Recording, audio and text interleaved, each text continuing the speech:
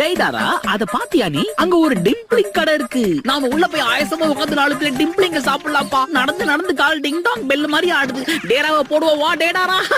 கால் வலிக்குதுன்னு சொல்லிட்டு எப்படி ஓடுறான் பாரு. இப்போ என்ன கெட்டு போச்சு? எங்க இருக்குன்னே தெரியாத டெயில் பீஸ்ட தேடி நடக்க ஆரம்பிச்சோம். என்ன பிரயோஜனம்? வயித்த காய போட்டு ஏன் அலையணும்? சாப்பிட்டு நல்லா தெம்பா தேடுவோம். எதை தேடி போயிட்டு இருக்கோம்?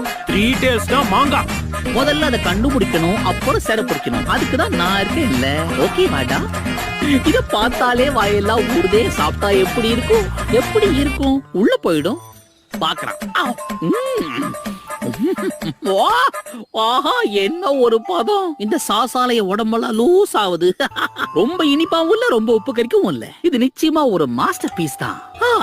வாயில வச்ச உடனே ஜிவ்வுன்னு ஆகுது இல்ல? டேடாரா கொஞ்சம் அங்க பாரு. இந்த திறந்த வாயை பார்த்தா உன் வேலைப்பாடு மாதிரியே இருக்கே. இத பார்த்தா உன்னோட கலை